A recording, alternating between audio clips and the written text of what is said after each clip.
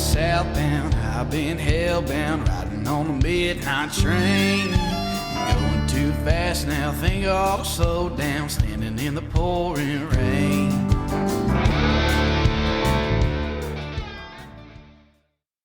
What's going on, guys? Tristan and Tony here with the Zero Duck 30 podcast. Thank you for tuning in to another episode.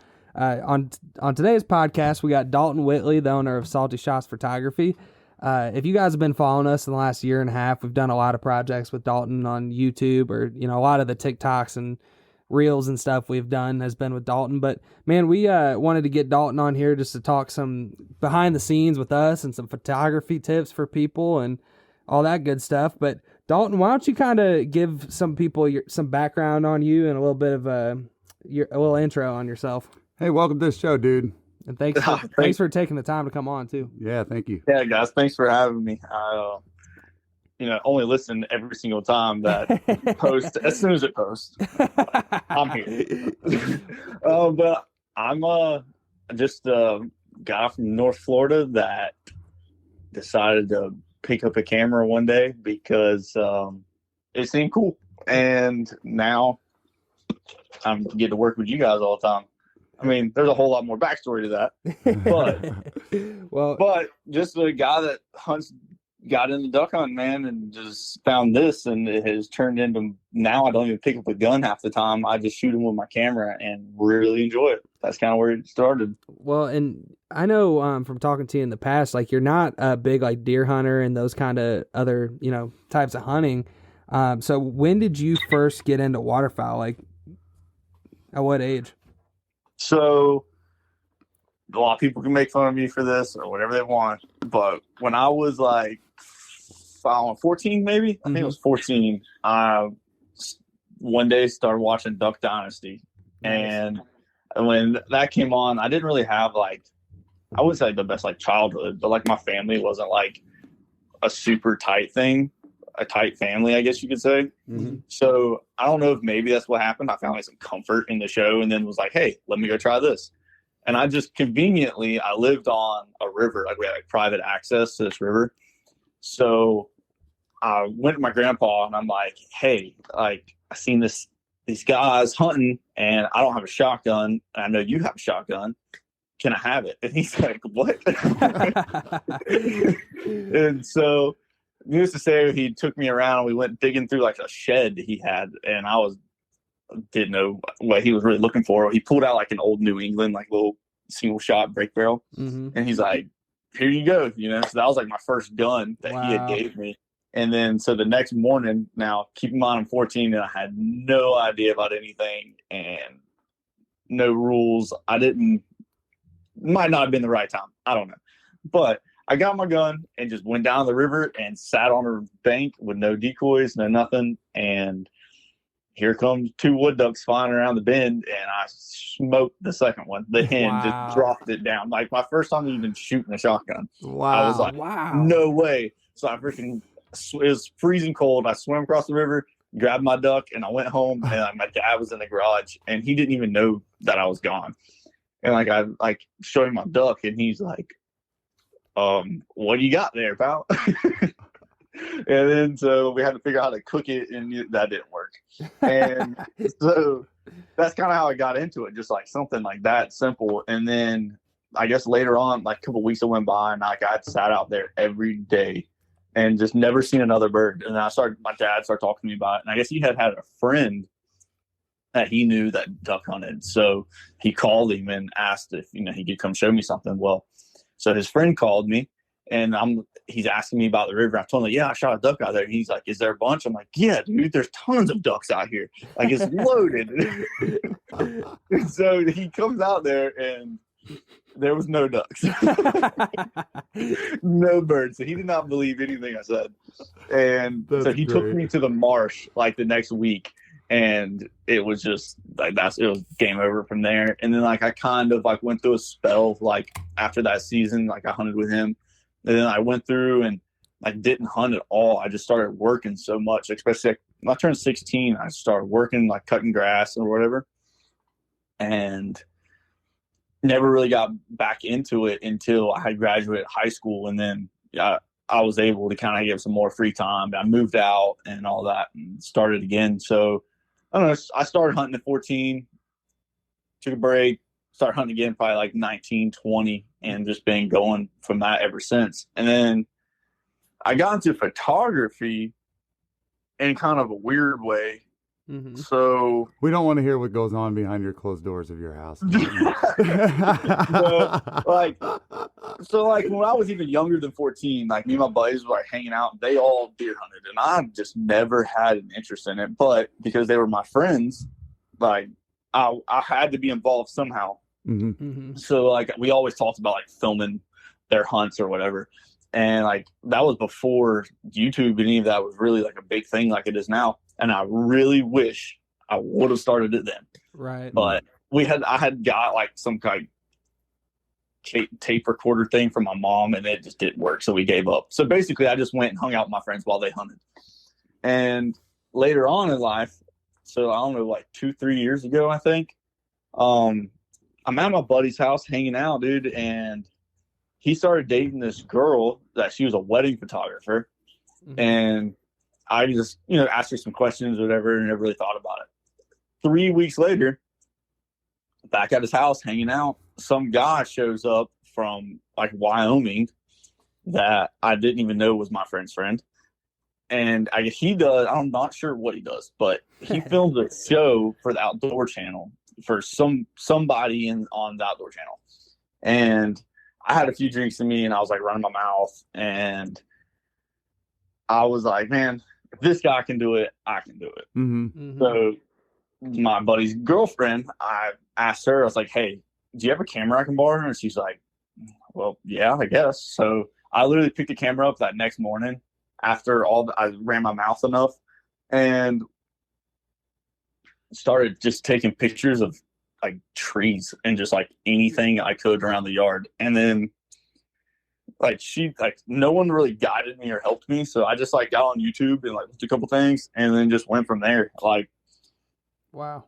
I mean, I ended up buying that camera from her, and they took like pictures of my wife, which she liked it first. She thought it was cool. Mm-hmm. Until I needed to practice with her every single night. So, then I actually was doing a bunch of my own stuff and ran in. And then I got connected with y'all. I don't know if y'all want to talk about that side of it, how all that happened. One thing, Tony, you may have just been about to say the same thing, but I wanted to touch back on your story about how you shot your first duck real quick. Yes, wait, dude. We're gonna drill down on this one, all right? Because first of all, before you say anything, Tristan, how have we been hunting with him so many times and not heard that story? Shame on us. I know. Right? I mean, why haven't we asked him this in the truck? I guess maybe because I don't know. God was saving it for today. I guess just to. Because we were just, blown. He was looking at me, and I'm looking at him across the table here, and I'm going, dude, this is like what you hear when you're watching, like, Alone. They're like, the individual's PSR is 6.7. Yeah. Dalton shot his first duck, and then he went across the river butt naked and retrieved it with his mouth. Well, man, I was just so blown away listening to it, because you want to talk about something that's meant to be, and there's a lot of stuff in hunting that I feel like happens for a reason, just in my opinion. Like, just some of the crazy stories I've seen. I'm sure you've seen some crazy stuff too, Dalton, outside of that. Yeah. Man, you going out there your first time, like, and shooting a duck by yourself. That you can't tell me that ain't meant to be. Yeah. No, that's an incredible story, and I'm happy I just learned about this, because that is just it's inspirational to people out there that you can just get out there yourself. And all you got to do is just get out there, Great. Thank you for sharing that with us, Dalton. Yeah, man. I just sat on the side of the bank, and now that I look back at it, I'm like, dang, that was a good spot. I went to a point, so I knew, in my head, I was thinking I had some bushes blocking me, and I'm like, all right, I know if they come around here, I didn't know if they were going to swim. I didn't know if they were going to fly. I had no idea. I knew that they couldn't see me, and they just buzzed. They were probably 20 feet off the water. They were in the tree lines. So, it worked out. I shot one and ran. I was so excited. I just went home, straight home with it. I would have too, man. That's just awesome. But I probably could never do that again. Like, I still have that shotgun, and I guarantee you I couldn't hit a single skeet with that thing right now. Yeah. Like, it was all luck. Like that. Yep. But it worked out. That's awesome. That's cool, man. And you were getting into how we got connected, and I remember just getting a call from Hunter one day, and I mean, Tony, wouldn't you say it was kind of just like Hunter called us, and he was like, hey, I was out on the river. I forgot what river in South Georgia or whatever, and he's like, and I met this guy that is trying to get into filming waterfowl, and we were like a year into Zero Duck 30, and that's the last I remember. I don't remember if we shot you a message, Dalton, or what. Yeah, no. Yeah, so Hunter was just telling me, he's like, man, he's a pretty cool dude. I'm telling you, he's a good old boy and all this stuff. He's telling us, and we're like, yeah, dude. Because one thing we were kind of looking for is to get somebody to do some filming, but we also think it's so important, and this is a tip to anybody out there, that you have somebody that you mesh with, that you think the same and feel the same. You're as passionate as they are. And that's one thing that we have mutual respect for each other. Dalton's not afraid to tell us something we're doing wrong. We're not afraid to, hey, Dalton, and we just work as a tight team, and that's what makes it great. But yeah, go ahead and tell it from your perspective. So the same river I shot that bird on, it's the St. Mary's River. Okay. And it's like the border of Florida and Georgia on like the northeast side of Florida. Mm-hmm. And there's like a little sandbar that we all go to every weekend and hang out. And Hunter had showed up with some people I've never seen before. And I want to say he was wearing maybe a 0 to 30 hat, or he was wearing something like duck hunting. And then I just went up to him and started talking to him and introduced myself. And that's kind of where that went. And then I think y'all, like, I didn't really expect nothing of it. And then like 2 weeks later, y'all had called me. Mm-hmm. And that's just how it started right there. And then what's funny is, and I can tell you this now, I can be honest with you now because we're so far along, I had zero experience of filming anything. No, you were pretty much up front with us. Yeah, I mean, you were. I thought you was pretty honest about it.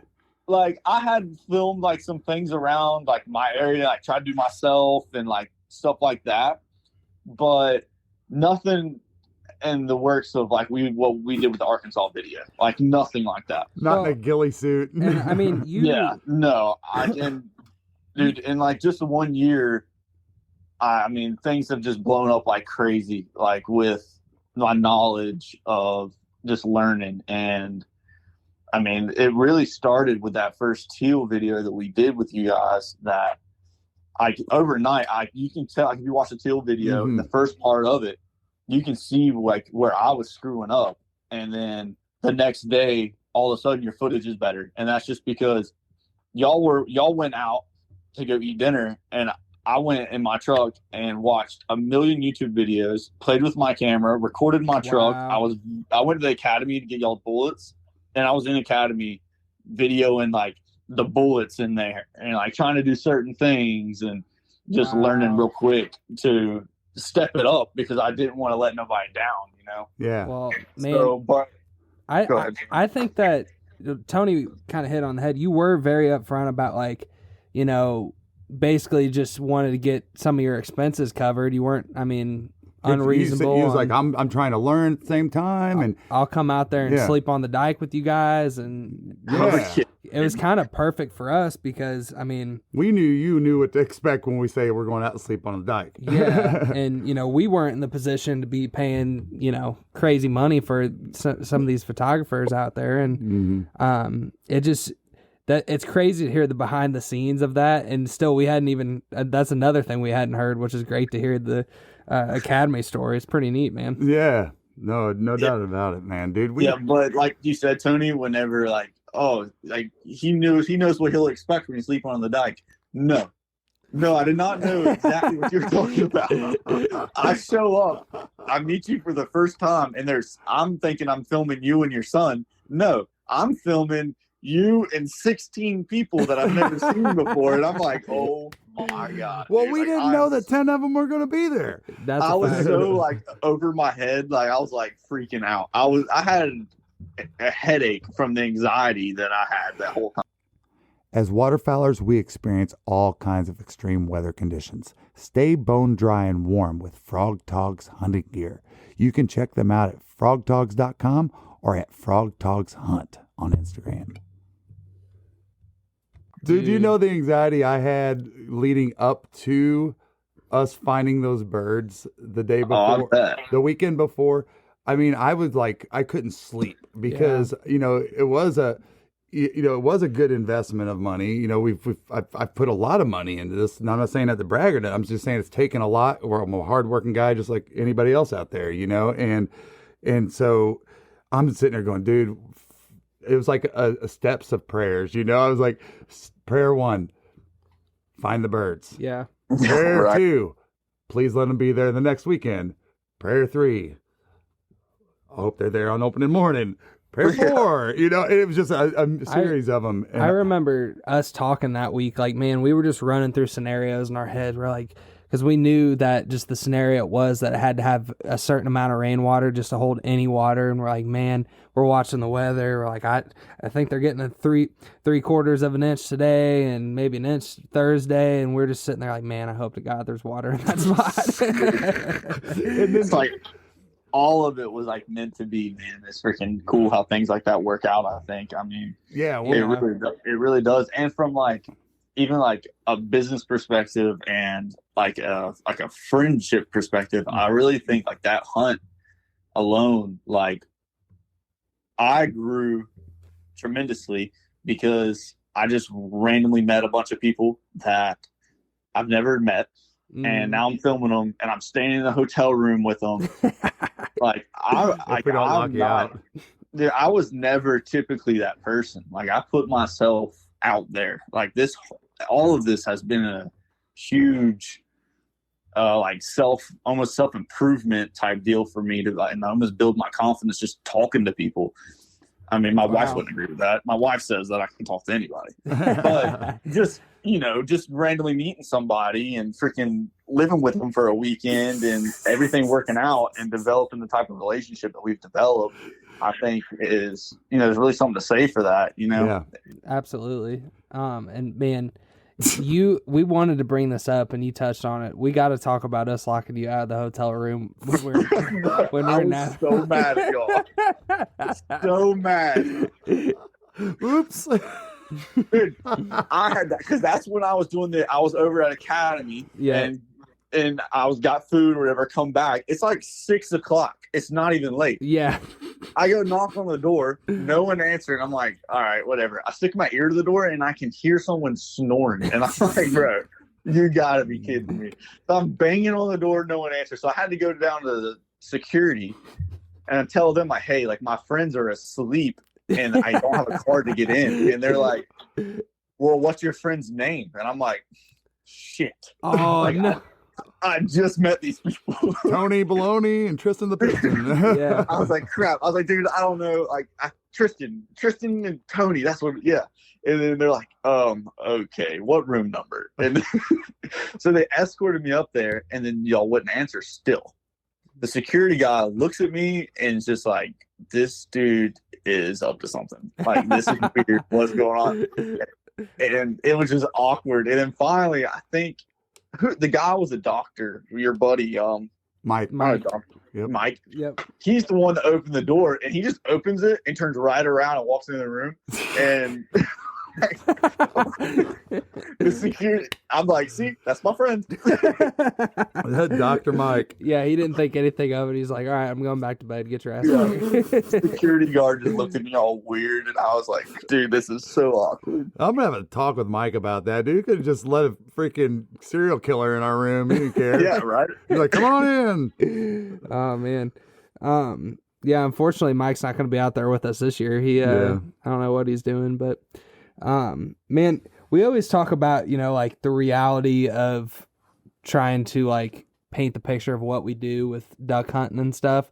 What you were kind of going into some of the behind the scenes of like to us, you seemed like an absolute professional, knew exactly what you're doing, but you're telling us like, man, I was like really nervous and anxiety and stuff. And why don't you tell us some of the reality of like filming on your side? Like, what are some of the challenges and like just the reality of it? I mean, The pressure to perform, Yeah. or whatever it might be. Well, there's absolutely like I want to do the best I can do. So no matter what, there's pressure. Like if I've known y'all for one day, or if we continue this relationship for 10 years, there's pressure. Like I don't ever want to go out there and you not have usable footage. Like that's my number one thing. So yes, that is definitely one of the struggles. But I think just for anybody getting into it, like minus the finding the client, like that's a whole ballpark on its own. But like you got to think about your cardio. Hey, Dude, you got to true story. running with us on public land, you do. Hey, how do you think this 50-year-old ass feels, dude?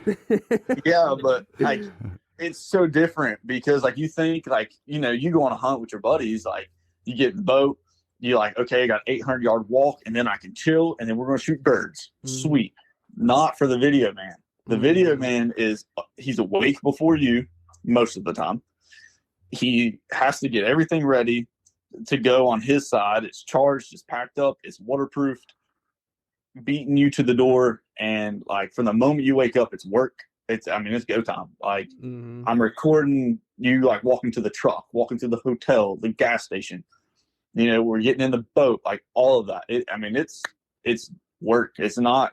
I have definitely learned it's not for the faint of heart, and for somebody that thinks it's just easy and you can just like, oh, I'm going to hold a camera and walk around.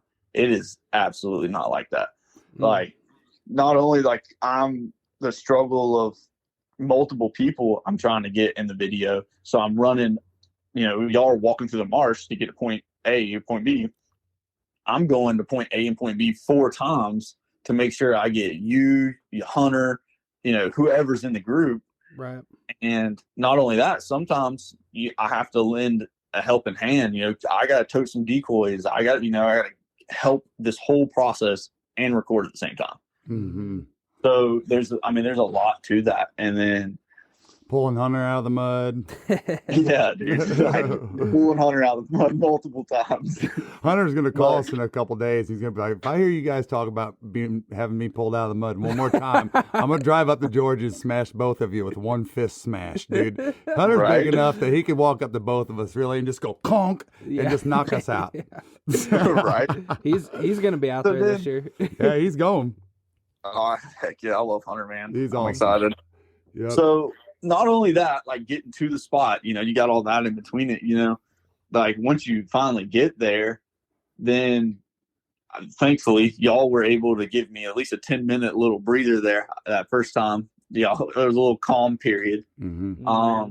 But y'all see me, I'm moving the entire time through the mud, through all of that. Like it's a full workout the entire time. And I don't know if everyone does that. I've never filmed with another photographer ever.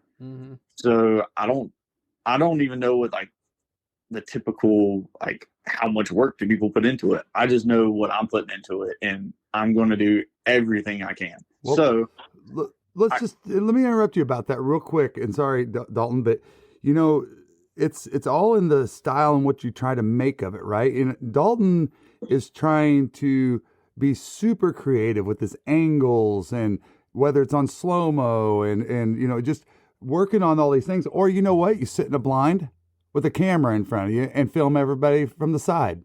Yeah. I mean, I'm not nothing against the people that video that way. It's cool. You're still showing the hunting, but you know, Dalton's trying to do something special, you know, and I think that's key to point out about why it's so much hard work, because you're working so hard to achieve the results you want. Right. Absolutely. And just, I don't know, I'm trying to dedicate myself to it. Not that this is going to probably ever become like my full-time gig, because I got to support a family now, but I just want to, whatever I do, just give it my all. You know what I mean? I don't, at least even let's say the footage turned out terrible and you can't use anything. You won't be able to say that I wasn't moving and trying and working. Yeah. Right. You'll never be able to say that. Right. So yeah. So for someone trying to get into it, go to the gym. Put your waders on in August and June and go scout, and when you scout, make it a workout. Don't just take the easy route to scout. Go freaking trudging through all the mud, do it like you normally would, and work out basically. I mean, that's like, I guess, the physical side of it. Now, when it comes to like running the camera, so like, I don't know if y'all are ready for me to touch on this part really, but go for it. Go for it. But like, for someone new that's never done it, though, I don't know, probably the best advice I could give you is grab the camera and just go through all the settings and play with everything. Like, learn that camera inside and out. Like, you should be able to. You good? Yeah, we're good. That was Okay. loud as shit, Dad. All right. You should be able to pick that camera up and not have to look at it and use all of the function keys on it. You should be able to change every setting and all that without looking at your camera. Wow. So just because lots of times I'm not even looking at my camera, I'm watching for birds or something, so that really helps in knowing what your tool, like, that's like your tool for work, Dude, and I gotta, well, man, when you say that, it reminds me of like a guitarist, right? Like somebody that's like a professional playing the guitar, like they're playing the song. They don't have to, and I know this because I play the guitar a little bit, nothing crazy, but good, I know some chords and stuff, and you aren't looking at your fingers when you play, Yeah. you're playing, and when you can play, you can do better. So it's kind of like same thing with like sports, right? You know the playbook, and then you can go out there and do your thing. And to hear you say that's really interesting. Like to know your camera that well is definitely something that never crossed my mind. Yeah, it took, well, I can't say it took too long. I kind of picked up on it super fast for me, but I mean, it took a lot of work. I would take my camera to work, and on my lunch break, I would mess with it and just record something silly, the guys at work or whatever, just trying to learn it. And then, like, I really didn't mess with YouTube too much because I was very concerned early on of someone else's ideas and someone else's style influencing me. Like, I wanted to just be me. Like, yeah. I have a regular job, throughout the work week, and I didn't want something else to like control my life. So this was kind of like another way of like I could escape and express myself through this. So wow, I didn't want any restrictions. Like when people say like, these are the rules of thirds or this and that, like, yeah, there's certain things you need to follow to an extent, but I don't put rules on anything just because like one photographer says, oh, it has to be done this way. Like, no, I'm throwing it right out the window. If someone says it has to be that way, I'm not doing it that way. You know what he's saying? He's saying a big middle finger. Dalton's giving a big middle finger. I am not a cover band. That's what he's saying. He's like, I'm not a cover band, bro. I'm writing my own music. That's exactly what you're doing. And I've never thought about that. And that's very cool. Now, does it get me in trouble? I'm sure it does. And I mean, could I be better? Absolutely could be better. Is there things that I'm doing wrong? 100%. I'm definitely not doing things right. Lots of times I'm just figuring it out, but I'm getting better as I go. And that's how I feel about duck hunting. Yeah. I feel like I'm 100% doing something wrong. Well, I think we all are. I mean, if I did it 100% right, I would be working with a major production company or something, Right. Like, which I don't think I have much interest in. I don't know. Maybe somebody calls me with a really big paycheck. Maybe. Who knows? But if you're listening to this, only after Dalton films teal season with us. Our partners at Huntwise are offering an exclusive discount for Zero Duck 30 followers. As an elite member, some of the features you'll immediately gain access to are Huntcast, Windcast, peak kill times, property lines, owner information and phone lookup, 250 map layers, unlimited offline maps, 3D maps, social media, and on top of it all, save up to 50% on some of the top hunting brands in the industry. Download and explore the #1 hunting tool set today and save 20% by using code DUCK30. We got him under contract for the next 7 years with options. All right. No, but Yeah. Dalton, one thing that I wanted to say, and this wasn't on our outline, but something that I just wanted to congratulate you for was, from my perspective, watching you get excited about, watching you be hard on yourself on your mistakes. And when I didn't even see the mistake. Honestly, I'm like, gosh, damn, this guy's beating himself up.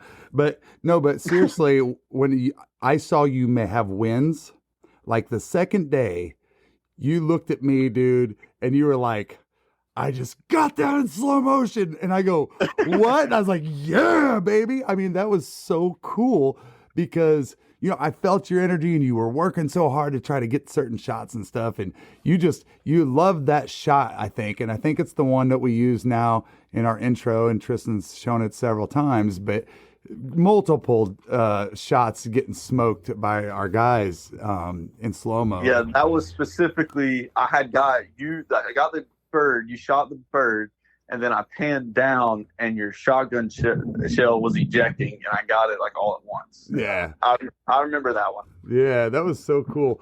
So, but to see you have those wins yourself, and you were like out loud fired up about it, and I was like, this is cool because it gave me energy. And that's what I was talking about earlier about the energy, right? Yeah. We're over there, Dalton's moving through the marsh grass like he's in Vietnam, dude. I mean, just full blown, self-made ghillie suit going through this stuff. And honestly, I didn't really ever notice him unless somebody pointed. I'd be like, where the hell is he at, dude? And they're like, he's over there, and we're all looking, trying to. I didn't want to. Yes, I didn't want to flare any birds like that, because I know what it's like to be on a hunt and someone's flaring your birds the whole time. Well, and then next thing you know, you're sitting there crouched next to Hunter. I'm like, where the hell did he come from? I think that's where the actual hunter part of me came out. Like, I know you got to be hidden, And I think that's important, dude, because before we worked together, so Gavin, my good buddy that does Gavin Powell music and stuff, and he's the intro to our videos and stuff. He was connected with this guy that has filmed several music videos for him on YouTube, and they're really well done. But the guy had reached out to me through Gavin because Gavin knew we were trying to do some YouTube stuff, and we talked or whatever, and it was a decent conversation. But looking back on that, man, to have somebody that, if he would have came out with us and not being a hunter and not being in this like realm of hunting and knowing what to expect somewhat, he would have been like, I'm going home. So I think anybody that's like trying to get into this and like meet people like you, or maybe up and coming guys, it's just like important to have somebody that is, a hunter themselves, I think. You got to mesh. I mean, it's just that important. Mm-hmm. It's no different. If you've been part of a baseball, soccer, volleyball, softball, whatever team, right? I can tell you in most cases, not all cases, but most cases, you were with a core group of people that moved towards that goal, and the team, you worked as a team, and it was just this one energy, exactly. and it just happens, right? Things just start to happen. You don't even think about it, talk about it, anything like that. And it's fun watching that progress for us, but I won't go down this rabbit hole, but y'all, we've already been planning stuff, Dalton and Tristan and I started talking a couple weeks back, and, each of us are working ourselves up to a list of photo shots. We want styles, Dalton's telling us, if you're watching Hulu and you see some movie and some cool shot, let me know what it is, even if it's not even hunting related. So that's the kind of the back stuff that we start to go into that also Dalton does. And what you also didn't mention, Dalton, is what you're doing for so long after the hunt. Mm-hmm. I saw you hey, I'm going to get on a laptop, and he's over there analyzing everything. So it is a full-time job, man. I mean, it really is. It was wild when you started talking about everything you're doing prior to. I've got a different kind of respect level now, because I kind of, not that I took it for granted, but I didn't notice because I was doing my own thing to get ready. Right. Well, that's good. I want you to forget I'm there. That's how it is. Just don't even look at me unless you are talking to that camera specifically. Hopefully, I'm not even bothering you or nothing like that. That's what I want. So that's good. But extra thank you, dude, because I just, yeah. I mean, really, that's. I'm so happy we touched on that. And one thing I want to talk about is like when we've been working to put out this Reality of Arkansas timber video, I sent it to you a few weeks ago, and you just mentioned that it's the exact same like vibe you were thinking you wanted it to be. And for people listening, like what we've done through 3 videos now with Dalton has been, he films everything and then I go and edit it. And I just think it's really cool. Maybe it's just luck or whatever that we have the same kind of vibe in mind when we're doing stuff, Well, I think that's really important, really, because because usually I edit like my own stuff. So it means I know like when I'm filming for a certain way, I know like when I take this shot, I have it kind of pre-planned out in my head of what I want the video to look like. That way I'm not out there just randomly taking shots, like the whole time we're on a hunt, I'm picturing it on YouTube or on TV, what I want it to look like. So like whenever I give it to you, like not that obviously now I'm not worried about it because we have linked up. Like we became a hell of a team. But like in the beginning, like I was really concerned because I'm like, man, like I shot it a certain way. I hope he puts it together this way, like the way I do. Oh, and not that, I mean, I didn't do my job. Like, if I filmed it perfect and you edited it wrong, you know what I mean? Or made it funny through the edit, that's not on me. But at the end of the day, I still see it as my content, Exactly. No, and just like it's your content, like me and you both put work into it. And I think we really just from like talking about different things and just sending you clips of this or explaining certain things to you of like what I personally like. And I'm an extreme hard critic on movies and YouTube and podcast people. Like it's bad of me, but I am like, I don't even watch that much hunting content. Like I don't, because I don't like a lot of it. It just doesn't catch my attention lots of times. Or I sit there and analyze it the entire time. Right. And when you showed me the Arkansas video, it's like we freaking synced up, dude. Like freaking team came together. Like it was perfect. Like it was exactly how you edited it was exactly how I filmed it. Like it was perfect. Well, I mean, I think it's a little bit of obviously some that's building on the teal video we did before that. Some familiarity there and stuff. And, I'm sure some of the conversations we had leading up to that, but, with the editing side of stuff, like we, the first whole like year we did was just, me and my dad going out and edit stuff. And it's not like we're opposed to at some point, like handing the reins to somebody, but it's like, almost one of those things where you're not squealing out of this, boy. When you're putting out videos and stuff, like you have a vision, and then like at the time it was kind of like we know that we are not good enough to get the footage that we want to put out. We're just being honest with ourselves. But I know like creatively, like I have a passion for like building. Like you were talking about it kind of being like similar like art almost, I think, Dalton, and absolutely. That's the way I look at it, man. It is like it's like a painting, but like a lot bigger painting, It's like 24 frames per second. Yeah. Let me kind of cut in here on this thing, and this is where the true passion comes from this side of the table is, I'm not saying I know it all, but I am 50. I have been hunting for, next year it'll be 40 years. I've been a hunter. I've seen a lot of stuff, and most of the times I've hunted in my life have been unsuccessful hunts, no matter what I hunted. But the memories and the story, and Tristan knows it, and all of his friends, and I'm not trying to toot myself on the horn here, but I am some people call me the mother goose because I I have a story, and they're all true. All right, and that's the thing. It's the craziest shit has happened ever. From my stepdad getting bit in the ass by a beaver. What? Yeah, bro. That'd be a good story to circle back to. To the first time I ever saw somebody with a grunt call right off the shelf at Walmart. Mm-hmm. To my mom being a record deer hunter, you know, I mean, and being the first man or woman to shoot 3 non-typical bucks that made the record book, to crazy stuff, right? I mean, just think about the things you've seen, Tristan, in the short amount of time you've been hunting. Yeah. So my passion really lies in, you know, our job is to just do what we do. Mm-hmm. To do what we do, of course, we try harder and even take it up a notch.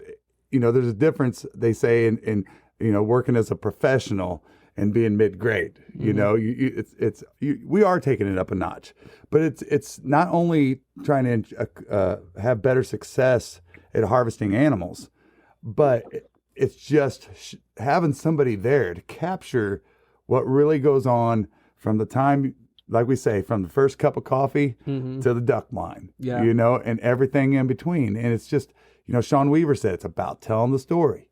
It is, dude, and that's all that's all I'm trying to do. And as a 50-year-old guy sitting here telling you guys this, is that, you know, when you're 30 years from now, you're gonna tell me we got 30 years of today we're celebrating the 30th anniversary of Zero Duck 30 and Salty Shots. Today on the 1,467,000 podcast. You know, Well, I mean, point is you guys will have all those memories recorded forever. right. And they're not a story that you don't have proof of. I mean, And what's kind of tripped out when you say that is like Dalton, like when, you know, looking back on like, you know, our parents or grandparents or whatever, like they didn't have like that YouTube and all these other different places that store this content and stuff. And it will be really interesting to see, you know, 30 years from now, you know, what we do and like, you know, looking back on this teal video. Who knows? Like, we'll probably look back on this teal video or like this video coming out tonight, the reality of Arkansas timber, and be like, wow, that was like watching black and white in the 40s. no, bro, Right. you'll be able to hunt teal by one of those air scooters with a shotgun. You just be flying through the air chasing them down. Something. So, Who knows, man? But anyway, but I just wanted to touch on that because that's what Dalton has done so far for us, you guys, is I've never could be happier. Every time that we've been out, every time that we've been with him has been in a totally different type of environment, from the sloshy, unforgettable Georgia mud to the 4 foot chest deep, high, yeah. gator infested Florida, you know, in a marsh. And, you know, I mean, hearing Dalton go, bro, I'm very limited of what I can do today, you know, and he's stressing it hard. And I go, man, it's okay. So we just kind of, you know, one thing that Dalton, and you'll see this in the video, one of the things he focused on, I said, dude, just focus on, you know, get some good shots of like the guys, you know, taking shots and stuff, because it was so hard for Dalton. He would have to stick his body out up in front of us, Yeah. and risk getting shot to take any good footage, Yeah, or flare birds. And or a it's lot just- of good footage. I mean, Yeah. But so that's been the cool thing, is that, you know, you've been in all these different environments and then went through the timber, which is just an incredible experience for anybody. I mean, Hunter still talks about it, you know, that game they play out there, you know, and so I think it's awesome. And, you know, it's just been a win-win for both of us. Yeah, I've definitely learned a lot from all of it. And like the timber hunt in Arkansas, like that was way out of anything I've ever done before. Mm-hmm. Well, I can't, not 100%, but the whole atmosphere of it, the race, like you jumped off the boat, have to do a foot race to the hole. Like I've been fortunate and never had to experience a whole bunch of like fighting or having to race to a hole. Like where I hunt is, I'm lucky that it's not so pressured, Mm-hmm. and I don't have to deal with that. But also, there's not as much birds as where I hunt. But you know, I give or take. So I would rather not have to fight with it. Do you want coffee that doesn't suck? Get the duck. Dirty Duck coffee is made specifically for the waterfowl enthusiast. Enjoy flavors like Morning Wood, Dark Dynasty, Cinnamon Teal Snickerdoodle, and First Flight to unlock the flavor that you'll enjoy in the blind for years to come. Our friends at Dirty Duck Coffee Company are now offering all Zero Duck 30 followers a 15% discount when you use code ZeroDuck15 on your next order. Right. But yeah, dude, I've experienced more things with y'all than already, and just put myself in situations that there was no choice but to just make it work. Like, you just got to figure it out. And Dalton, I'm glad you brought that up because, you know, one thing that has kind of been buzzing me today is, you know, we've been putting out this stuff on several different, you know, platforms and promoting this video, and there's always that guys that hate out-of-staters, you know? Oh, yeah. And so I posted this video earlier, and I actually just, full transparency, turned the comments off because just people, you know, it's a clip of Tony talking about, you know, we wait all year, we're excited to go out there and hunt public land because it's the competition to like get the hole you want, right, against the other duck hunters. And there were some guys hopping on there and be like, oh, that ain't it, bro. And, you know, I can understand that perspective if you're hunting a field in Oklahoma and you don't have to, because me personally, the competition kind of wears on me sometimes. You know, I'm kind of like you, Dalton. I'd rather hunt less birds and not have to deal with it. But at the same time, the whole point of the video is to show the reality, and it is a competition out there. And that's why people are drawn to it, I think. I mean, outside the majestic shooting the birds in the trees, like, people enjoy, including my dad, really enjoy that competition of like, hey, you know, gentleman's handshake, you know, best man win, everybody be safe, whoever gets the hole, whatever. Which there is some truth to that being really cool. And, you know, we know guys, Dalton, that they love it for the same reasons, you know, and some guys that were hopping on that and were talking negative of it, I just kind of wanted to put that out there. I don't know. You talk about it's the game you play, it's right? The game like you play. Ramsey Russell says when he talks about the way those folks would do it down there in Argentina or wherever he was talking about, or he said they play a different game, and I'm willing to play the game. Exactly, and that's part of it. Like, that's part of the fun, that's part of the intensity, and that's everything in this video. Really, is what we're trying to show. And just for all you Arkansas barkers out there, I'm just going to tell you straight up, this man to man, I dealt with this way longer than some of you boys have even been alive. I come from the Golden Triangle of Illinois. You want to talk about trying to be a bow hunter on public land and having some idiot come walking up on you, come during the rut, come walking up on you scouting during core hunting hours, 8 o'clock in the morning, and you live all year for that. I mean, you think I haven't been there? I mean, we grew up, Tristan's grown up with this, you know, so I really don't give a shit how you feel about it because you got the wrong attitude, right? Yeah. The right attitude is that you stop that person and say, hey, you know what you're doing right now? And educate that person. Now, you can't fix stupid. It was that was my motto for 2020. You can't fix stupid. But what you can do is help educate those people. You know, I don't know if it's realistic to say, hey, come stand under my tree while I hunt. You know what I mean? No, you go kick rocks. But I just want to make that point clear because I understand what it feels like. But there's a different attitude and approach to take about it, is my point. And it'll go ahead, Dalton. I think, like, well, lots of times it is like, the competition absolutely is fun. I'm not saying that that's not the fun part of it, because I love beating somebody to a hole. But it gets handled to where people get like aggressive type deal, like want to fight over it. That is where I'm like, okay, dude, this is like, I'm over it. Like, I'm not out here. Like, if I got to throw hands, we're going to do it, but I don't want to have to. I'm here for fun. Yes. But like, for people new in the sport, in which everyone on Instagram and everyone on TikTok, all they talk about is we need to grow hunters. We need more people to hunt. We need to help conservation, But whenever it comes down to it, I'm out here. I'm 30 minutes early to a spot out in the marsh. You were an hour early to that spot. Cool. Don't be an asshole or something and just try to kick somebody out. Like Exactly. what I do is I have never not offered someone to hunt with me. Right. Like I recently, like last season, it was a teal season, and I had been scouting the spot forever, and I got there. I was in the spot like 2 hours early just because I was excited. Like I was probably at the spot at like 3 a.m. Mm-hmm. And where I'm at, that's okay. Well, someone came up like 2 minutes before shooting light No. and started yelling at us like, they're like, hey, you're in the wrong spot. Like if you're going to hunt, you need to go somewhere else. I've been hunting this spot for 10 years or something. Like he was just being like that. And I was like, well, sir, and I was real polite. I'm like, hey man, like, you're more than welcome to come over here with us if you'd like. Cause there were 6 of us and 2 of them.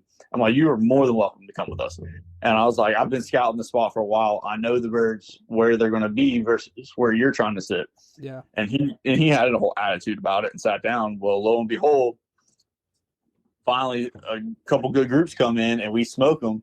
And he is close enough to us, like behind us, like he's shooting over our head if birds came to him. Yeah.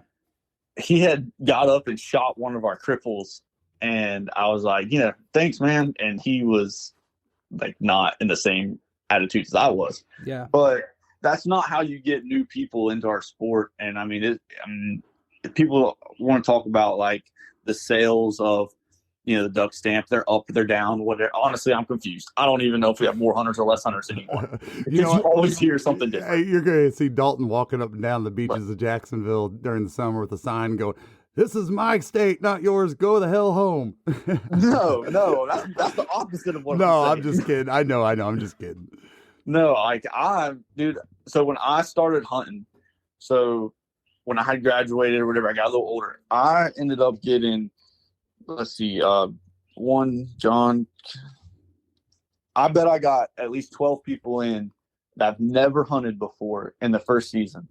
Like, and they're all hooked, and I still hunt with those people to this day. Like, I got them into it. I'm helping them grow because I found a love for it and don't want to lose it. You know what I mean?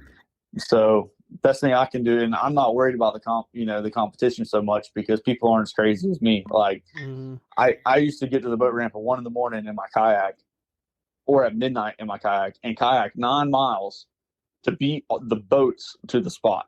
Yeah. Like, so I'm not worried about that. Man, but and that's one of the things I know, like Dr. Duck on their podcast, and I know you listen to that, Dalton, they kind of have some of the same concerns about Arkansas, a place like Arkansas, that you put these limits on when people can go. And, I get why they're doing that. But at the same time, we're in the same boat as you. Me and Tony don't give a damn. We'll freaking get out there 4 days before if it's worth it to us. Yep. And I think, states that handle it like that, I think that's the way to go. Because I think that if you can just be a man and be like, all right, well, these guys are out here 2 days before me, 6 hours before me, whatever, 2 hours before me in your case, and just realize I got beat, whatever. I think that is less confrontation versus like somebody getting to the hole 10 seconds before you. You know what I'm saying? Yeah. No, absolutely. You're just being a baby about it. No, but that is right, and Dr. Duck talks about it a lot, is that, once you make rules make rules. Mm-hmm. And rules continue to make rules. And once you start going down that rules road, it's not a pretty path, So, Dalton, one of the things I wanted to make sure I asked you today is, what if somebody's completely new, right? They say, man, I want to do this. I'm excited about it. You don't have to name brands or anything like that. I don't want to go that deep down the rabbit hole, but they got their camera, whatever it is, their Canon, Minolta, whatever it is. What are some like basic settings that if you were just saying, here's a good baseline, like to set your aperture and your ISO and all these different things, what would you say real quickly, like for an outdoor setting to film waterfowl? Is there a baseline that you can give some tips or some settings to people? Not exactly, because so I shoot. I mean, I guess if you turn your camera to auto, yep, and you just ran it like that, you could just let the camera run the settings and do your thing. I personally never once have I ran my camera on auto, just because I wanted to know my camera, and I wanted to make it do what I wanted it to do. So, I mean, I guess the setting tip you could say is get your camera, learn it, play with the exposure, play with, go learn all these terms, ISO, all that, learn the terms, find out how to make your camera do it, put your camera in manual and figure it out. Because nothing against anybody that does auto, but I feel like being able to adjust all the settings on your own manually, also that's you adding your style, like somewhat of a style. Like you have to get it to a certain point of you want, good exposure so you can see quality video. But whenever you go through the editing process, sometimes I get shots, I make them a little darker, or I want like the background to be blurrier than this, or, what I mean? Stuff like that. Like, so that just comes back to learning your equipment, really. I mean, I wouldn't say that you could sit there and, only shoot f.12 or only shoot your exposure 2 notches over or something, you know what I mean? Like, because it constantly changes. So, I mean, as the sun comes up and the sun goes down, like you're basically using your camera to manipulate the light and make it look how you want it to look. So I'm constantly changing all of my settings the whole time. The only like main settings I would say that you would need to like keep about the same is like I shoot, I guess industry standard. So like in Hollywood movies, all that is shot typically at 24 frames per second. And that is what gets like, like blurred motion. Like, so you move your hand, like what your eyes see, what you should see. That's like the closest representation you can get. And what 24 frames per second is basically is 24 pictures per second, pretty much is what that is. And I would just shoot like that, and you can get to 30 frames per second, and you can change like depending on what you want, what kind of camera you got. You can shoot 4K, you can shoot 1080p. Like, there's a lot of research that kind of goes into some of that, like just your startup. But no, there's not like a basic setting. I would say like the best advice I can give is don't go out and blow a ton of money on things you don't know how to use. Like, not off the roof, because like with my camera, so I upgraded to a Sony, and the only lens I own is a 50 millimeter lens. I have done almost everything with a 50, and that's just one. I get the angles and get the shots that I want off of that because I've learned the settings on my camera. Inside of the Sony a7 III, there's like I think it's zoom basically. So now my 50 is like a 85. So technically I got 2 lenses in one. And I use that to my advantage. I set it as like I don't know what you want to call it, a smart key, fast key, function button. I think it's the function button is what it's called. I set it to a certain one. So I know like, okay, I want to get this closer, but I can't move yet. So I hit that button to zoom in the best I can to it. So I wouldn't go blow a bunch of money. I mean, I'm a poor kid. I've been poor since I was young, and I'm still poor. So I just make it work. Does that camera have the ability to save like a group of settings to like to a memory button of any kind? Like this might be a really dumb question, but like let's say you have this certain setting you like at before the sun comes over the horizon, or whatever it might be. Is the camera have that kind of ability, or do cameras in general? Yeah, actually, so like even like all of the raw footage I've sent y'all, raw pictures, raw video, all of that. Whenever you pull it up in Premiere or on Lightroom, there's like a spot you can go to, and you can actually see exactly the setting that I was on, or it's in my camera. I can see that too. I mean, there's actually a couple different ways so you can see exactly how how it was shot. It'll tell you my f-stop, it'll tell you shutter speed, it'll tell you exposure, it'll tell you all of that. And I actually do. That's funny you say that. I actually do look at that from time to time because I took like one picture and I'm like, man, I really like that. I want to do it exactly the same. So I'll go look at that. But okay, like let me try it. So yeah. And one thing we were talking about recently is being on the same page with the filming and editing and that kind of thing. And I know we talked about that earlier, but one real world example where I kind of learned, I think, what you were trying to get me to pick up, Dalton, was, I was filming that gender reveal I did for Katie's cousin the other day I was telling you about. Yep. And I was filming on, just GoPros, nothing crazy, and like my iPhone. And I filmed in slow motion on the GoPro, and it's like, 4K slow motion or whatever. And I do it, and it shows in slow motion on the GoPro, and then I get to my, in Adobe Premiere, and I'm watching it, and it's full speed. And I'm like, what in the hell is going on? And then I realized that's like I realized in my head the connection between frames per second, like the higher frames per second is going to make it look slow-mo, correct? Yeah, so like when you get 120. 120. Yes. Yeah. So that's what I realized. So I was like, oh shit. So if I slow this down, there's my slow motion. So that was just something that it might be dumb, but it was something that I clicked, and you were trying to get me to like realize some of the stuff that I was like, oh, okay, I get it now. Like, Now, Yeah, that's what- now, is it also true that when you increase the frames per second, does it mess with your stability?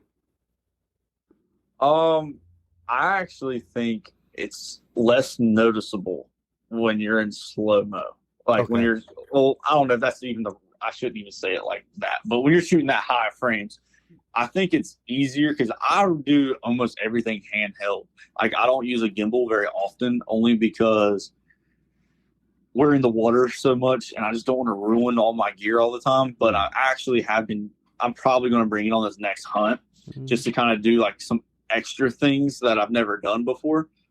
But it does help, and a lot of like cameras, like if you got a newer camera, they have like image stabilization. I think whatever the word is. Yeah. And like built into like the camera or the lens, it'd say like that. Like I rented that 70 to 200 for Arkansas. Yep. And it's got image stability in it, and it helps tremendously. If you've ever like not used a lens that has that, you can definitely tell a difference. But yeah, that's No, yeah, that's so when you say 70 to 200, you're talking 70 millimeters to 200 millimeters, right? yeah. Gotcha. Okay. And the higher the millimeters, obviously, the more you can zoom in. Yep. Yeah. So like, your 600, I mean, they go way up. I mean, you can put a lens. I seen this guy on TikTok with one that he was like taking pictures of like stars that were planets, and like he was zoomed way on in them things.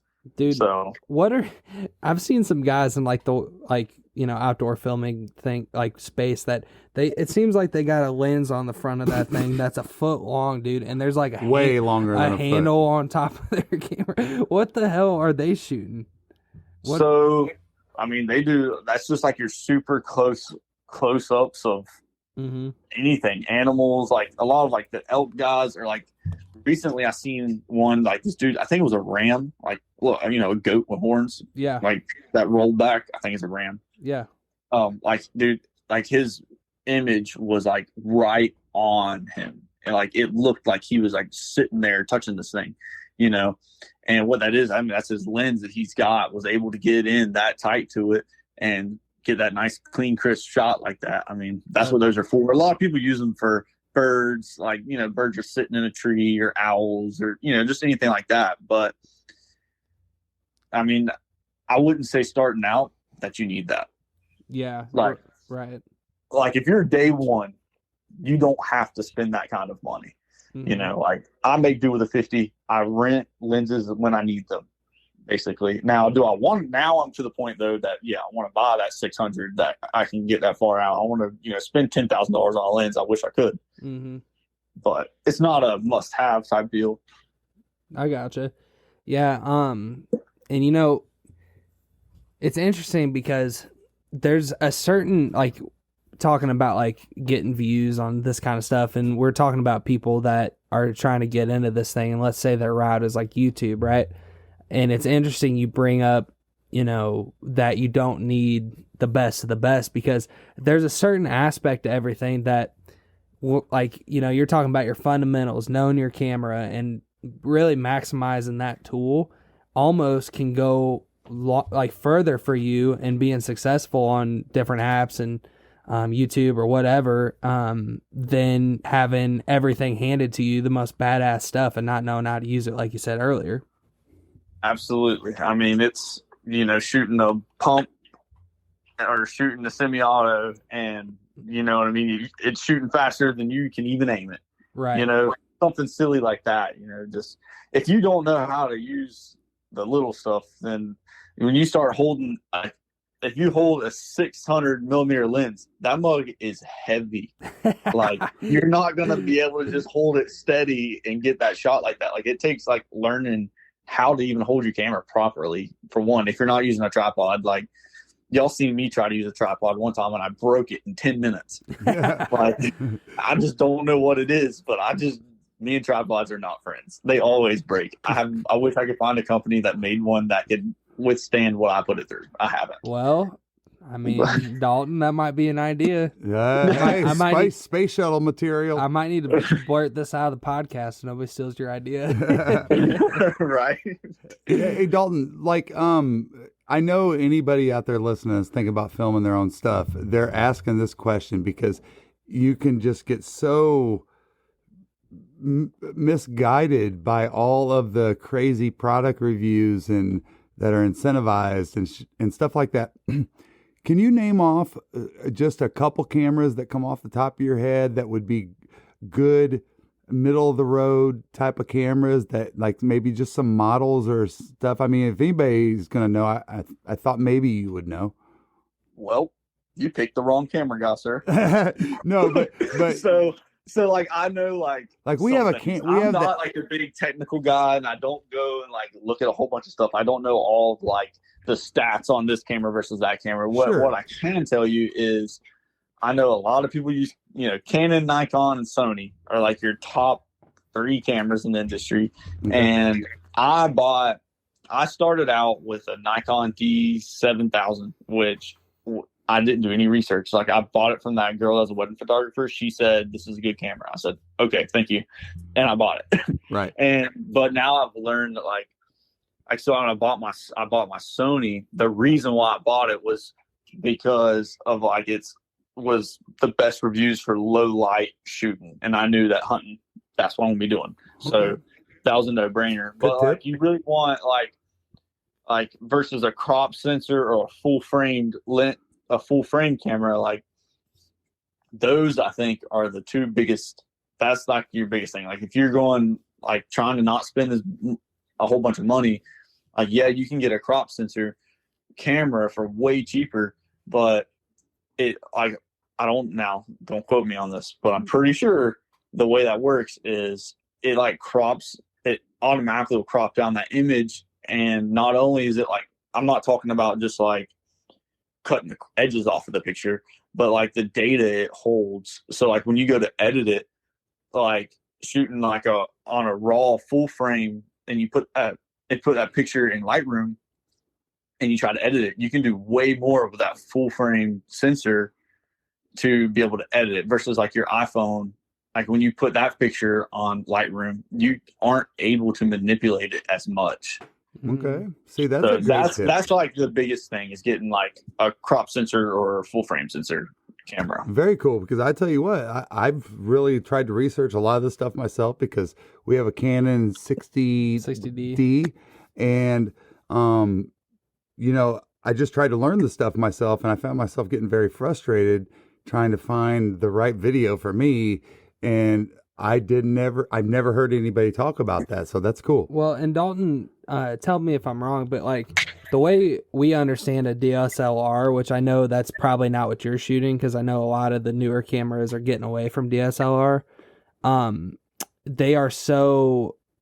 They're dependent on light to get the picture, and in low light conditions, they're not a camera that like can get that picture as clear. Is that accurate or no? Yeah, so what like a DSLR does is when the light comes in, it reflects off of a mirror to another mirror, and that's kind of how like the light comes and gets manipulated, and I guess because it's moving more Mm-hmm. to those mirrors and all that, it takes that more light for that to work. I'm assuming. Yes, I can't get too technical with it. I don't know all that crazy stuff, but I do Oh. know that like with a mirrorless, the way that light is just straight to the sensor in there. So like Right. I don't know if you've ever looked through like a scope that like a I don't know like a night vision scope or a thermal scope. Mhm. You're basically looking at a digital screen. So you're looking at the TV version of that in your scope. It's just like that on my camera. So like when I look through the viewfinder, the little eye hole at the top, it looks like I'm looking at a computer screen. Like it looks different Mm-hmm. through that. And that's I'm pretty sure that is like how that works. Is I'm the worst for the technical stuff, I'll be honest. Like Well, I got to tell you, you know way the hell more than this guy does. And Yeah. so I've already been super educated just through this podcast, man, of how much you know and you've learned over the last couple of years. I mean, I know we didn't say anything about getting off on this tangent, but you guys, you know, Dalton just posted a lot of pictures and stuff from this rodeo. Yeah. And I Oh, yeah. gotta Which tell has you, been badass. dude, I gotta tell you, man, some of those pictures were, dude, like frame worthy for real. Yeah. I mean, I'm Yeah. looking at this picture of Bear, and I've looked at it 10 times tonight, and I'm thinking I'm framing that and sending that to Davey. That's Davey's dog, by the way. I don't want to misrepresent, but you, dude, some of those shots at that rodeo, I mean, I was like, wow, that's like incredibly professional, great photos. Yeah, you need to keep on that, man. Yeah. I'll actually be back there tomorrow night. So Friday, I'll be back. I had a few people message me about it and was like, "Hey, are you coming back?" And I was like, "I don't know," like because there's a couple people there that they're the ones that usually do a lot of the pictures, and what they do is they take pictures of everybody riding, and then like I guess the next day or they have like a website they use, and they will sell those pictures to the people. And I kind of just been using it for practice. Mhm. So that's like kind of like one of the new things that I'm doing is just trying to get a little bit different exposure, not just hunting. That way I can kind of touch around and play with things and not be money behind it and no pressure. I can just get out there and keep playing and do some like, creative stuff to try to grow. That way I can be better on the hunting side. Mhm. But yeah, so like I put a poll up on my Facebook or my Instagram the other day. I was like, should I go back to the rodeo? And I actually had a bunch of people that were like, yes, please come back. So, It was sick, man. Yeah, super sick. so I'm probably going to do that. And I reached out the other day to the local like football team for one of the schools. Oh, cool. And so I'm going to go like out there and make some videos of the kids playing. I think the middle school is who I had talked to. I just happened to kind of know one of the coaches that he actually duck hunts. I've never met him in person, but just through Facebook and different things, I knew that he hunted, and we actually hunt in the same area, and I've never ran into each other. Huh. So I reached out to him and was like, "Hey, man, I don't know if y'all be interested, but I just need some practice and would like to do this." And he was, dude, super excited. So I'm gonna start doing a little bit different stuff, mainly because I tried to like dabble into like, in the off season, like some like family photography and different things like that. Like I did a wedding, and dude, that's just not me, man. It's just not up my alley. Dude. I really like. I like doing like boudoir and stuff like that. Me and my wife do it together, and we have like a really good time doing it. Like me and her, like we work together good. Like she helps pose people, and I get the shot basically because I suck at posing people. So that's the good thing about hunting. I don't have to pose any of y'all. But y'all just do your thing, and I'll do the work. I don't know. Me and Tony might have to give us a couple directions every once in a while. Oh yeah, A little bit. Just a little. Hey, there's two things I want to get into before we wrap it up today, and one of them is I talked a lot about the synergy you got to have with everybody and stuff, and I don't know who I heard talk about this. It might have even been the guys at Dirty Duck, but it was no surprise to me that like Dirty Duck has had the success they've had with the passionate people they have working as a team over there.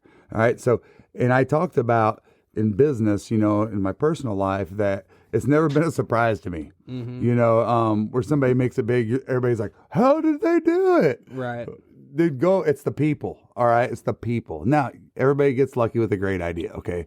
I'm not bypassing that, but you are going to continue to do some really great things, Dalton, if you just keep doing what you're doing. I mean, it's so cool that to watch you progress as a friend. Yeah. And see your passion for it and stuff. It's just going to continue to grow. It's going to continue to grow. Exactly. And man, I'm as confident in anything you do as any other photographer out there, or any team member that we got. Yeah. He's part of our. I'm just talking about. I really do. That means a lot, man. I appreciate it. Seeing anything out there in the waterfowl space. This is your gift. It is his gift, and like anything I see in the waterfowl space, there's nothing that I see that's like Dalton couldn't do that, and I really mean that because it's not. I've never thought in my mind like Dalton couldn't do that. Like you have blown us away. Well, that might be a little far reach, but we're getting you've blown us away though. Yeah, dude, you have, and you've always been so humble about it, But when I've told you, after a hunt or something like that, man, we really appreciate. I don't think you really, because you're so humble, really understand how much we appreciate it. So no, but you just keep doing what you're doing, dude. Whether it's just like. You guys have that energy, like Tristan told me the other day, he's like, man, I wish I would have realized that I was this good at editing before I started working for you. Basically, right? In so many words, that's what he's told me. And of course, I wish the same thing, but it's cool that I get to watch him do this and be passionate about it and have the same standards and level that you do. And you guys work really close to, you're the same age and that kind of thing. And it works out great. But Dalton, why don't you tell everybody from your perspective what it was like in this video that they didn't know whenever you were recording me, opening up, talking to Davey on the phone, and I was so amped up on 5 hours and coffee that I smoked probably 70 packs of cigarettes. Dude, I don't want to relive that truck ride. I could not breathe. Like the windows were down and I couldn't breathe. Like I felt for you. I knew you were stressing because like I dip. I get the nicotine thing. But homie, you gotta take a break. Dude, but this is what I love about it. He's told me basically in so many words, dude, I can't take it. Yeah. And then one time I was talking with my hands and he was just like, don't do that anymore. And I love, and that's where I was going with this to wrap it up. I love that he can say that to me and I don't get offended by it, or if we say something to him, he doesn't get offended by it. We can critique each other without getting feelings involved. Absolutely. And we're both trying to grow at this. Most 50-year-old man that had a 20-something-year-old guy told him, hey, quit doing that, dumbass. All right? I'm going to tell you. Like but most 50-year-old guys will be like, I will beat your ass. You know what I mean? But no, honestly, when he told me that, as soon as he told me that, I was like, dude, I mean, he's completely right. Quit doing that, And I'm sitting there saying this, moving my hand. Yeah. No, but dude, we thank you so much for being on the show with us today. And quite honestly, I say this every time, but this has been one of my favorites because not only the memories that we lived, but it's such a big thing right now that people want to be out there videoing their hunts, understand what it's like from your perspective. You touched on so many great things that I think are going to help a lot of people listen to this podcast today. Where can everybody... Well, real quick, one thing I wanted to say is,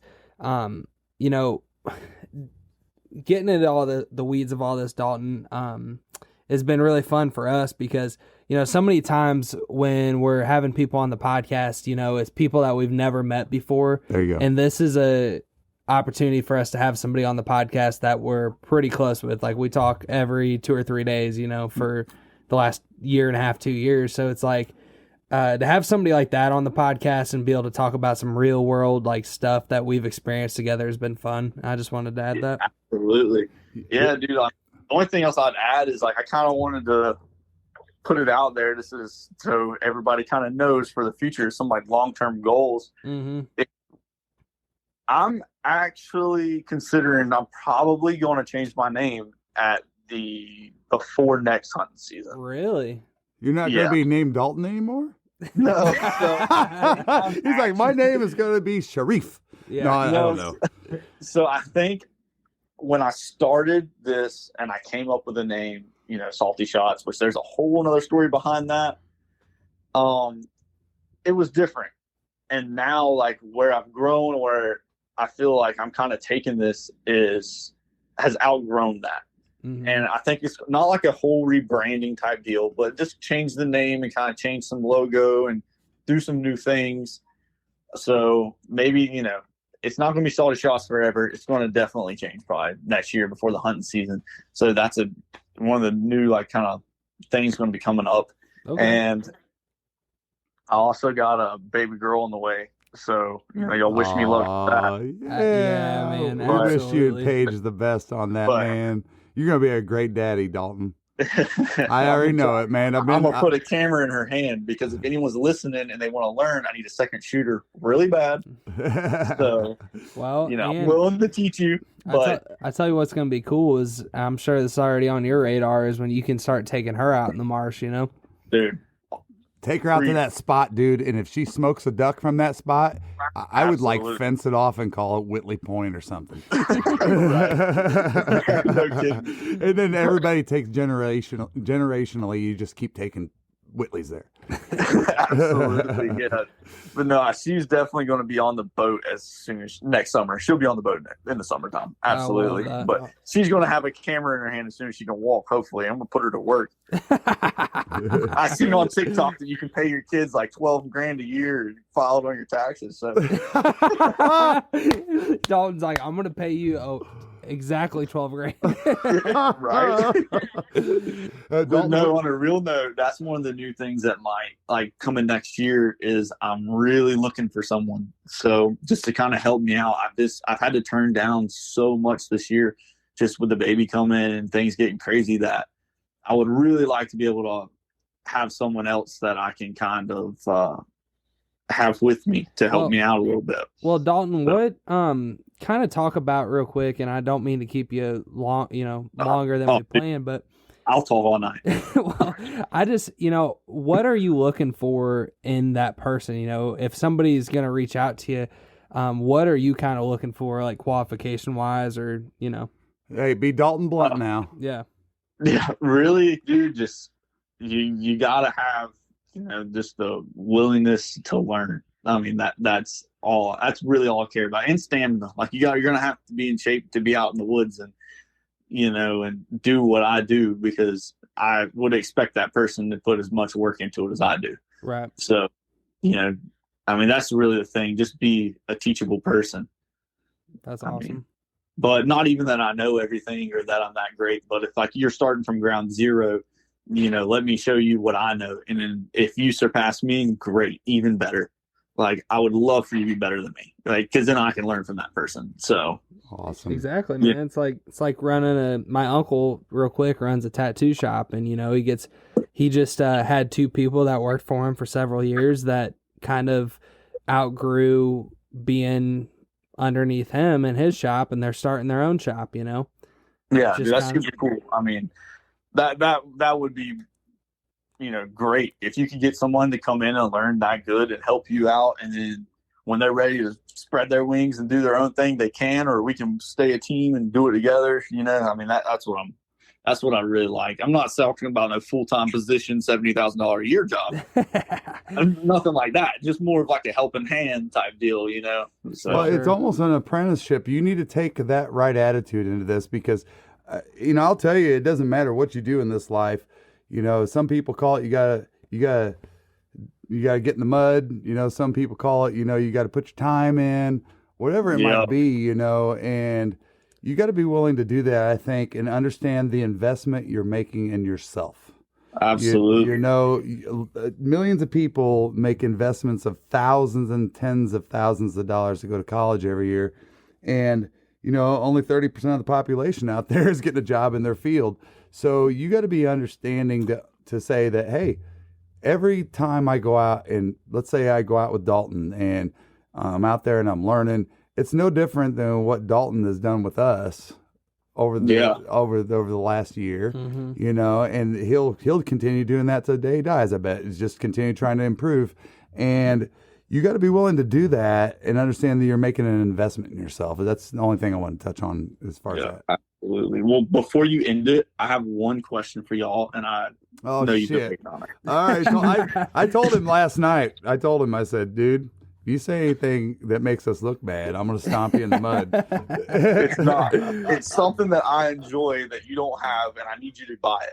Oh, all right. Well, I can't afford a brand new jet ski or anything like that. Well, when is 0 to 30 getting a dog? All right, I got a report. Yeah, this is it, Tony. All right, so there's a backstory to this, and you guys, this is just my respect out of what I committed to with animals. So I had 2 dogs when I got into hunting. One was duck hunting, and one was a puppy, Rot, and one was already 6-7-year-old pug, which is my daughter's dog. They're family dogs. I got into duck hunting. I don't have room for more. I feel like it's disrespectful to the animal if you have so many animals that you can't give them the love that they need, you know, and I'm not I gotta take care of my dog, you know, and we go walking to the dog park and we go have play dates with dogs and stuff. I'm not that person, all right?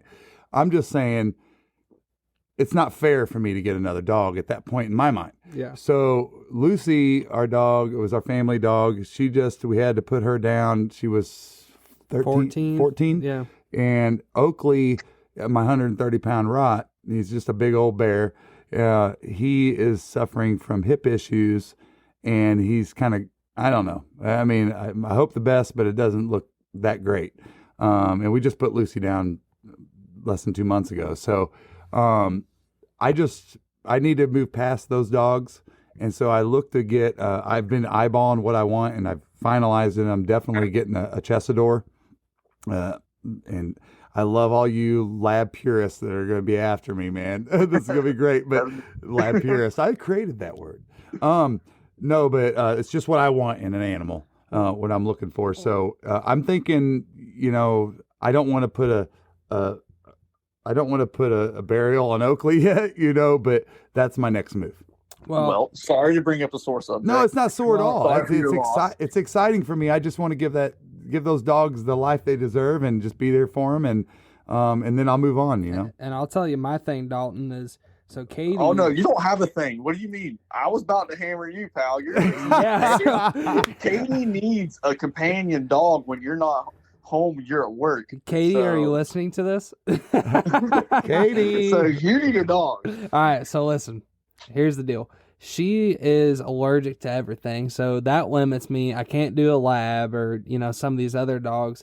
But, you know, Labradoodle. And one dog, that's a dog that's in the running for sure, because they're just great family dogs. But, you know, there's deep history in hunting from both sides. But that's definitely up there in the consideration. But the one that my heart really wants is I want a Boykin Spaniel, and they're not hypo, but they are 35 pounds, and they're not bad allergy dogs. So I'm really pressuring Katie to let me get a Boykin. But the thing is like, honestly, we just got to get through this wedding and like some of these bills we got, and then maybe we can talk about buying a $2,000 dog. You know?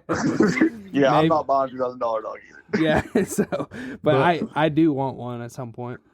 Man, that was a good question, Dalton. I mean, thank you for keeping me on my heels for the last 12 hours, because I was like, man, you know, we've got a saying, and I don't care where you're from, everybody's got this saying: what happens here stays here, right? Not that we do anything we shouldn't do. It's just, I don't know. It's just that rule. Tony got nervous. Yeah, dude. And I was like, man. If you really my want the memory behind the sucks, scenes- dude. Listen, my memory sucks, Dalton, and I'm like, he's gonna ask me something that I don't even remember about, and because I was on 2 hours sleep, one-eyed flight from Georgia to Arkansas. I don't know. It's all right. If y'all really want the behind the scenes stories, Zero Duck 30, just message me on Instagram. Why don't they just come hunt with us? Then they'll really get it. Yep, Right? Yep. Exactly. So, man, we're excited about our upcoming project with you. We're just kind of doing it one at a time out of respect for Dalton and his new to be family, and Dalton's teaming up with us for teal season, and we'll be hunting on public land. I just got my permit approved by the Georgia GNR for that. Make sure that's something you check into, you guys. Does that state have a permit needed? Now, keep in mind, if you're planning on getting monetized off of YouTube, even if it's 10 years from now, you still have to have that commercial permit. It's a simple process, and thank you, David, the regional director that helped me with that. Very helpful. The Georgia DNR is very grateful. We're just going to give them some kudos at the end of the video. Very cool stuff. But make sure you guys check into that. For sure. And Dalton, why don't you tell everybody where they can find not only you, but also Salty Shots and all that stuff? So I'm most active on Instagram. I don't even mess with Facebook that much. But so on Instagram, it's going to be at Dalton.Whitley is my personal. And you're more welcome to follow that as well. But photography wise, it's going to be Salty Shots _photography. And once you follow that, like later in the future, if I do my name change and all that, you won't like lose me. Like it'll just update. Basically, it's just an easy thing to update. That's cool. So, but yeah, that's mainly what I use. I don't mess with a whole bunch of everything else. Like even TikTok, like I have a TikTok, but I don't even post anything but me and my friends just phone videos. Like I haven't messed with that world just because TikTok to me just hasn't been like as creative place as it should. And I like Instagram reels are really what I like and trying to dabble into. But yeah, that's it, guys. Before we close this out, real quick. Okay. Seriously, you just brought up something brilliant. I mean, to give credit how smart you are. Do you remember when Dalton told us last year, when teal season got over, he goes, bro, I'm telling you, reels is going to be where it's at. They're going to be trying to catch up with TikTok, and that's where it's going to be at. Dude, you're like Nostradamus. Yeah, I wish I would have capitalized on it more, though. I don't even post that many reels. No, but you called it, dude. For real. Credit to you. Man, and I can't let that go by without bringing up what I've realized in the waterfowl world in reels, dude. I've noticed that the stuff that, like, let's say, for example, I post this, like, hype video of, like, us duck hunting on reels. I don't know why. I don't know the algorithms, whatever. It's every once in a while, one of those will like pop off and do decent, but it seems like the stuff that's like kind of funny or kind of like for example, I posted one with like the cat screwing with the mojo the other day. That one did really well. Like people I see post stuff with like duck dogs do really well, or like maybe a big group of birds coming in. It's not necessarily like a hype video of us like shooting birds. Like sometimes those like flop, and I just think it's interesting, I don't know if it's algorithm or what. I personally think it's part of the algorithm, but I also think that unless it's something special of you shooting birds, everybody posts shooting birds. That's a good point. You know what I mean? It's birds. I mean, really, truthfully, it's hard to see. It almost looks like black dots just falling out the sky 90% of the time. So I think that's why some of the other videos hit like that. There's more an emotional thing, whether it be happy, sad, or whatever. There's more of a connection to something that is the funny, your cat playing with the mojo versus some birds falling out the sky, so. Right. And I also think that's a way that you can get new people interested into our sport is maybe not always be making reels of just people, shooting birds, but just other little things, funny things that happen. Like how much fun do you have just talking with your buds in the blind? You know what I mean? Some funny, silly video that happened, that is what is going to pop, For sure, man. It's like that video I posted to Drew yesterday. He's, Drew is like the biggest Florida beach boy ever. And he's like, my two favorite things in the world, the beach and duck hunting. Right. And it was the coldest. What was it? It was 33 in Florida. 33 in the Gulf Coast of Florida. Yeah. Heck yeah. Yeah, but man, what a ball. What a good time, Dalton. And yes, you did incredibly great. Dalton, he tries to do the best at everything, and he really tried to prepare so much for today, and we did too. And it was just a great time, and I appreciate all the knowledge and wisdom you shared about what you do and the backstory. Thank you. Yeah, man, I appreciate y'all having me, guys. I hope y'all have a good night, man. For sure, man, and thank you for coming on, and we'll get this out there on Monday.